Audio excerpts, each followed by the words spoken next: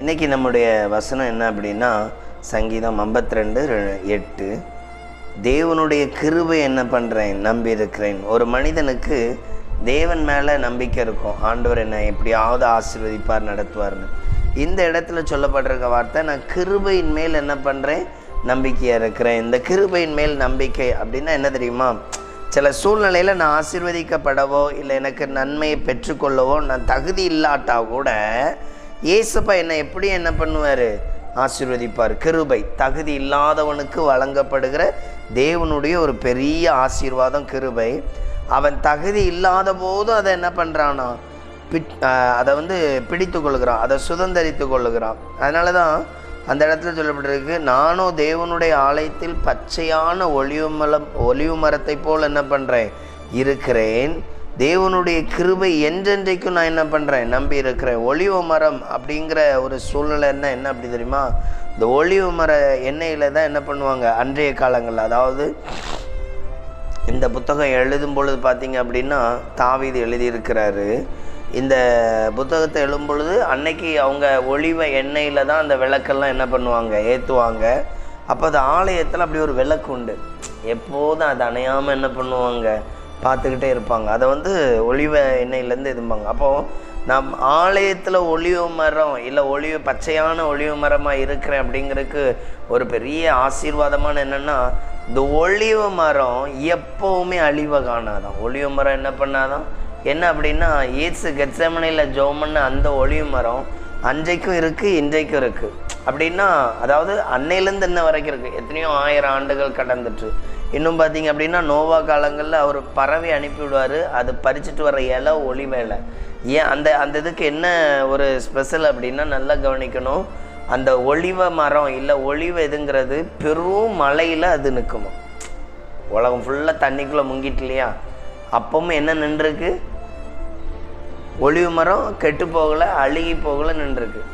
பயங்கர ட்ரையான காலங்களையும் இங்கே சொல்லியிருக்கு, நான் ஆலயத்தில் எப்படி இருப்பேன், பச்சையான ஒலிவு மரத்தை போல் இருப்பேன். அப்போது ஒலிவ மரம் என்கிற ஒரு இது என்ன அப்படின்னா ஒரு ஸ்ட்ராங்கானது, அது எல்லா காலத்தையும் தாங்கும்.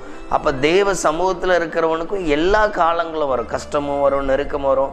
ஆனால் அதில் அவன் எப்படி இருக்கணுமா, ஸ்ட்ராங்காக பிளஸ்ஸிங்காக இருக்கணும். ஒன்று.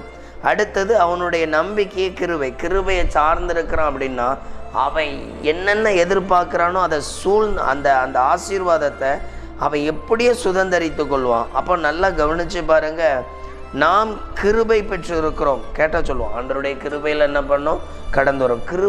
கிருபை வைத்திருக்கிறேன் இல்லை கிருபையை நம்பி இருக்கிறேங்கிறது என்ன தெரியுமா? முடியாத காலங்கள்லேயும் ஆண்டவருடைய ஆசீர்வாதம் அங்கே என்ன பண்ணோம், அளவுக்கு அதிகமாக இருக்கும். அப்போது நம்முடைய வாழ்க்கையில் ஆண்டவருடைய பிளஸ்ஸிங்க்கு என்ன இருக்கக்கூடாது, குறைவே இருக்கக்கூடாது. அவர் எல்லா காலங்கள்லேயும் தேவன் நம்மை பலப்படுத்தி ஆசீர்வதித்து நடத்த அவர் வல்லமை உள்ளவராக இருக்கிறார். அதனால தான் அந்த இடத்துல சொல்லப்பட்டிருக்கு, நான் தேவனுடைய கிருபையே என்ன பண்ணுறேன், என்றென்றைக்கும் நம்பி இருக்கிறேன். அப்படின்னா நான் சில இடத்துல அப்படி இப்படின்னு இருப்பேன், பட் அதனால் நான் ஜெயிக்க முடியாது. நான் எப்படி இருந்தால் ஜெயிக்க முடியும் அப்படின்னா கிருபை. இன்னொன்று, சில ஆட்களுக்கு ஏற்ற வருமானம் இருக்காது, இல்லை ஒரு பண நெருக்கடியான ஒரு சூழ்நிலைகள் இருக்கும். அப்போ என்ன பண்ணுவாங்க தெரியுமா, அங்கங்கே போய் மாம்ச ரீதியாக பிரயாசப்படுவாங்க, தோல்வியை சந்திச்சிருவாங்க. ஆனால் அதுவே ஒரு மனிதன் தேவ சமூகத்திலேருந்து ஜெபிக்கிறவனாக இருந்தால் எப்படி ஆகிலும் அந்த மனிதனுக்கு ஆண்டவர் என்ன கொடுத்துருவார், ஆசீர்வாதத்தை கொடுத்துருவார். இப்போது நல்லா கவனித்து பாருங்கள், யோனாவுக்கு அந்த மீன் வயிற்றுக்குள்ளே போய் ஜெபம் பண்ணான். பைபிளில் சொல்லியிருக்கோம், அவனும் அந்த கிருபையை நம்பி இருக்கிறானோ. அப்படி பைபிளில் வசனம் படிச்சிருக்கீங்களா? அதாவது நான் வெளித்தோற்றமான மாய்மாலத்தை நம்பாமல் உம்முடைய கிருபை என்ன பண்ணுறேன், நம்பி இருக்கிறேன். அதாவது கிருபை என்ன பண்ணுறேன் இதுங்கிற. அதனால் அவனுக்கு என்ன உண்டாகும் அப்படின்னா, 3 நாள் கழித்து அவன் எங்கே வெளியே அதை என்ன பண்ணும், கக்கி போட்டுரும். சரி, ஓகே, எடுத்திருக்கோம். முள்ளெல்லாம் குத்தாது, முள்ளெல்லாம் சதைக்குள்ளே இருக்கும்.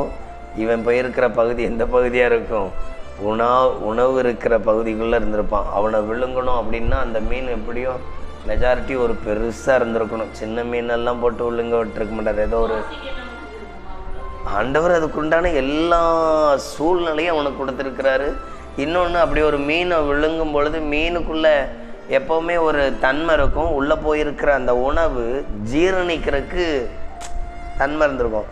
பட் இவன் 3 நாளாக உள்ள ஜீரணிக்கவே இல்லை அப்படின்னா இவனுக்கு அப்படி ஏற்ற சூழ்நிலை எல்லாம் எங்கே உண்டு பண்ணியிருக்கணும்? மீனுக்குள்ளே. அங்கே மீனுக்குள்ளே,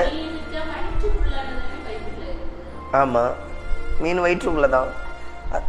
நம்ம ஒரு இப்போ உணவு சாப்பிட்டாலும் நமக்குள்ளம்போம், நமக்குள்ளே ஒரு பார்ட் எங்கே போகுது? வயிற்றுக்குள்ளே. புரியலையா உங்களுக்கு? அங்கே வயிற்றுக்குள்ளே எலும்பு இருக்குமான்னா இருக்காது. வயிற்றுக்குள்ளே அதனுடைய பகுதி. இப்போ நம்ம மீனை க்ளீன் பண்ணும் பொழுது பார்த்தா எலும்பு எந்த பகுதியில் இருக்குது? அதனுடைய சென்டர் பகுதியில் தான் எலும்பு இருக்குது, வயிற்றுக்குள்ளே இல்லை. அப்போ வயிற்றுக்குள்ளே என்ன இருக்குது? அதை ஜீர்ணிக்கக்கூடிய தன்மை உண்டாகிற எல்லாம் அதுக்குள்ளே இருக்கும். அப்போது இவரை ஒழுங்கின உடனே அதனுடைய ப்ராசஸ் இருந்திருக்கணும். பட் ஆனால் ஆண்டவர் அதெல்லாம் என்ன பண்ணியிருக்கிறாரு? நிறுத்தி வச்சுருக்காரு. இன்னொன்று, 3 நாள் அங்கேருந்து அவன் ஜெபம் பண்ணானா. எவ்வளோ கஷ்டமான சூழ்நிலையில் உண்மையிலே ஆண்டவர் அங்கே என்ன கொடுத்துருக்கிறாரு? கிருபை. அது எப்படி இருக்கும் தெரியுமா? அந்த வசனத்தை வாசிக்கிறேன் பாருங்க, ரொம்ப சூப்பராக அந்த வார்த்தையை அவர் பேசியிருப்பார். யோனா தீர்க்கதரிசன புத்தகம் எடுத்துக்கொள்ளுங்க. இதில் அப்படி போட்டிருப்பார் பாருங்க. 2வது அதிகாரம் 8வது வசனத்தை வாசிங்க. பொய்யான மாயை பற்றி கொள்ளுகிறவர்களுக்கு தங்களுக்கு வரும் கிருபையை போக்கடிக்கிறார்கள். நானோவெனில் துதியின் சத்தத்தோடு உமக்கு பலியிடுவேன், நான் பண்ணின பொருத்தனைகளை செலுத்துவேன், என் ரட்சிப்பு கர்த்தருடையது என்றான். இந்த வார்த்தை உங்களுக்கு புரியுதா? மற்ற எல்லாரும் 8 பொய்யான மாயை அப்படின்னு என்னது? அது ஒன்றுமே கிடையாது. அதை பின்பற்றி கிருபை இழந்துருவாங்களாம். ஆனால் வசனம் சொல்லுது, கிருபையை நான் என்ன பண்ணிக்கிட்டேன்? பிடிச்சிக்கிட்டேன். அப்போது உண்மையிலேயே இந்த கிருபை நம்ம சூழ்நிலையில் தகுதியில் ஒரு வாய்ப்பு இல்லாத போதும் நமக்கு என்ன பண்ணுவார்? கிருபை செய்வார். அப்போ நல்லா கவனிக்கணும். எந்தெந்த சூழ்நிலையெல்லாம் கஷ்டமாக இருக்குது, நெருக்கமாக இருக்குது, பாடாக இருக்குது, சமாளிக்கவே முடியல நினைக்கிறோமோ, தேவ சமூகத்தில் நாம் ஜெபிக்க வேண்டிய ஒரு பகுதி, ஆண்டவரே உங்கள் கிருபையை நான் என்ன பண்ணுறேன்? நம்பி இருக்கிறேன். உண்மையிலே தாவீதுக்கு பலத்தினால் ஜெயிக்கலை, பலத்தினால் தப்பலை.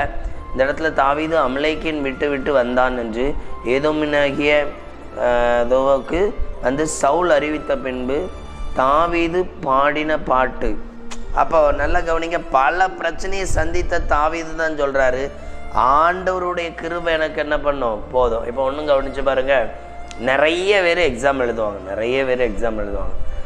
சிலர் அதில் மார்க்கு கம்மி எடுத்தாலும் கவலைப்பட மாட்டாங்க. சிலர் நிறைய எடுத்து கொஞ்சம்தான், அதில் அவங்களுக்கு அவ்வளோ ஒரு மனமடிவு, கவலையாக இருக்கும். உண்மையிலே ஒரு ரட்சிக்கப்பட்டு தேவனை பின்பற்றினவன் அவன் ஒரு ஜஸ்ட்டு பாஸ் ஆனாலும் அவனுக்குள்ளே என்ன வராது தெரியுமா? கவலையே வராது. ஏன் தெரியுமா? அவனுக்கு எப்போவுமே நான் இப்படியெல்லாம் போனால் எனக்கு நன்மை வரும் அப்படிங்கிற ஒரு சிந்தை இருக்காது.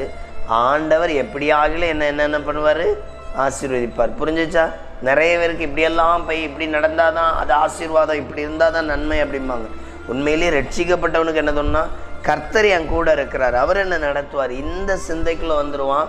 அதனால தான் பைபிளில் பார்த்தீங்க அப்படின்னா, ஆபிரகாமுக்கு ஆண்டவர் குழந்தை கொடுப்பேன்னு சொல்லி நாள் தள்ளும் பொழுது, சாராளுக்கு சிரிப்பு வரும் பொழுது ஆபிரகாம் அப்படி சந்தேகப்பட்டதா இருக்காது. ஏன் அப்படின்னா, எப்படியும் தேவன் என்ன பண்ணிடுவார்? ஆசீர்வதிப்பார். அதான் சூழ்நிலையை பார்க்காம அந்த மன ரம்யமாக வாழ்கிறது. அப்போ நம்ம எப்போவுமே எப்படி இருக்கணும் அப்படின்னா, கவலைப்பட்டுறக்கூடாது, சோர்ந்துடக்கூடாது. கர்த்தர் நிச்சயமாக நமக்கு என்ன பண்ணுவார்? ஆசீர்வாதத்தை தருவார். இந்த வார்த்தையின்படி உங்களை ஆசீர்வதிப்பாராக. ஜெபம் பண்ணுவோம்.